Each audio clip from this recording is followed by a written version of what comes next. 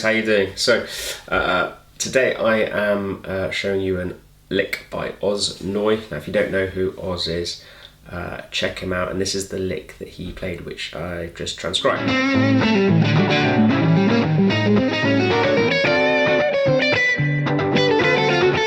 So that's the lick we're doing today.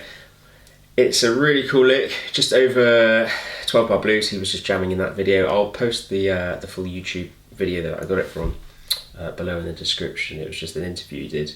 I can't remember the name of the channel actually, but it was really insightful. It's like an hour long, but yeah, so if you've got the time, definitely watch that. He's a great player. Mixes up like blues, jazz, bit of fusion, rock, pop, bit of everything really. So he's well worth checking out. So the lick that we're doing today, it's over a blues. It's in the key of A, and it's the 1 chord going to the 4 chord, okay? So it goes from the A7 to the D7. So I played the lick at the start in the improvisation. I just like the first 30-40 seconds. It was near the end of it. And then you've just seen Oz play it as well. So the lick itself, here it is slow.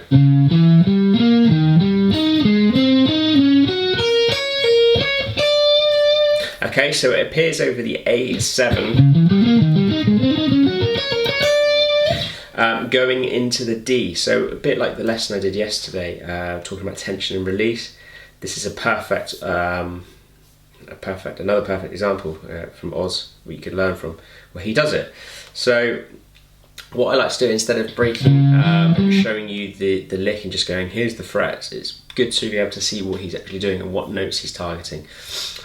So I'm going to be talking about intervals.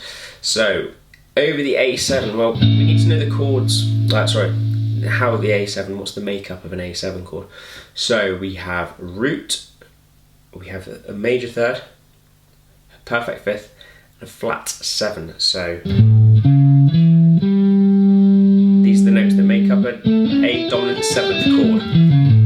Okay, you can play a 9th as well, or A9, add the extension there.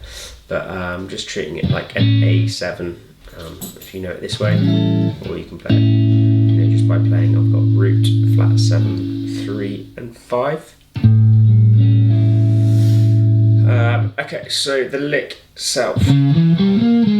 So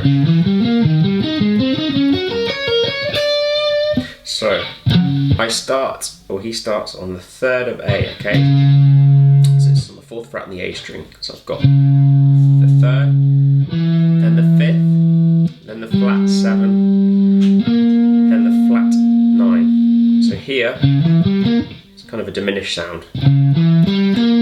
Okay? Okay, that's from the A, so you got your flat 9. Okay, that's your diminished sound over it. So he's implying a kind of a diminished sound with the first 4 notes. So what he does is the 3rd, 5th, flat 7, flat 9. Okay? So yeah, 3rd, flat, 3rd, 5th, flat 7, flat 9. Okay? Right. Then we land on the flat 5 here on the A string. So this would be the 6th fret on the A string.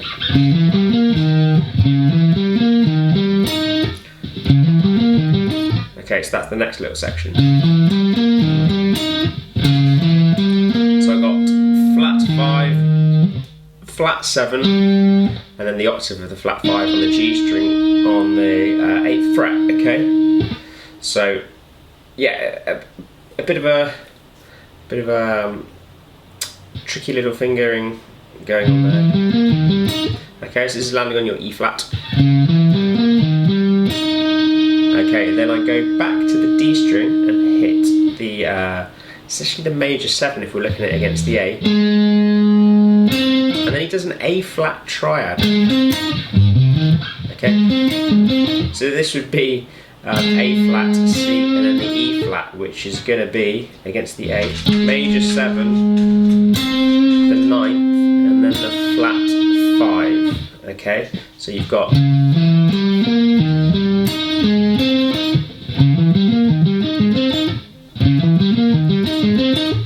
Okay, that's what we have so far.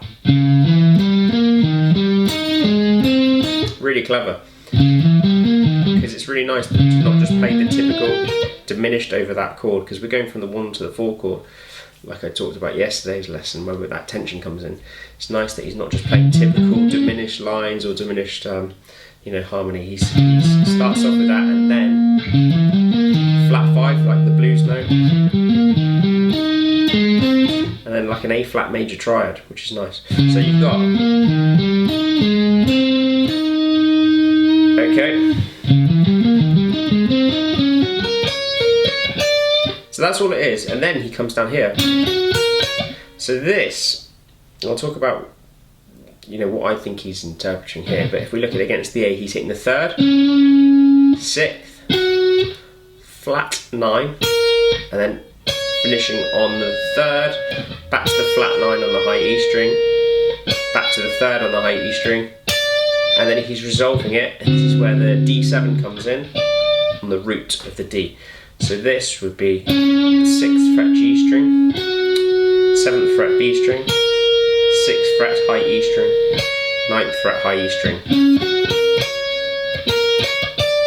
Okay, so in terms of intervals against the A, you have the 3rd, the 6th, flat 9, 3rd, flat 9, 3rd, and then you're onto the root of the D.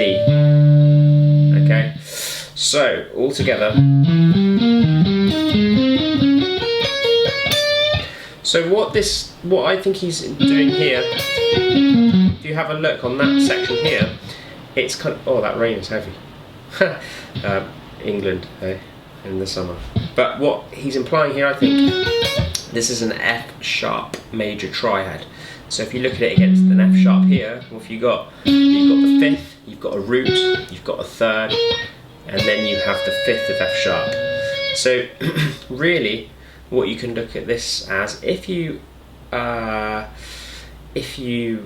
got an A here and you imply an F sharp triad, you're bringing out, so this is your triad of F, the 5th, the 1, the 3rd and the 5th. If you play an F sharp triad over the A, you're bringing out the 3rd of A, the 6th of A, the flat 9 of A, and the 3rd of A. So really, you're bringing out the flat 9 of the A 7th chord, if that makes sense. So we're superimposing an F sharp major triad over the A, which gives you that kind of flat 9 sound. Really cool concept. Another way you could look at it is, say if you've got the A7, okay, find what the 6th is of that chord, F sharp, play a major triad over it. So if I was to change key, do G7, find what the 6th is, A, you just have to imply a major E major triad over the G, and you bring that to flat 9. So yeah, the lick in its full. Oh. Now I'll try and play it with the track. Just isolate that part. Okay, so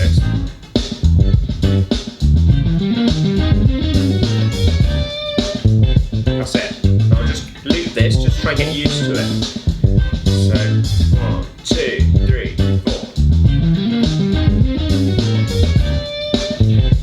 4. Okay, so it happens on beat. On the last beat 1, okay, but on the last bar of that A, so it'd be 1, 2.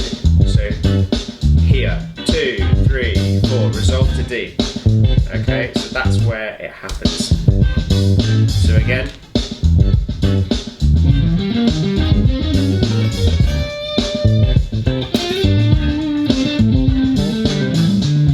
Okay, so that's where it happens, and I thought it was a really cool lick to show.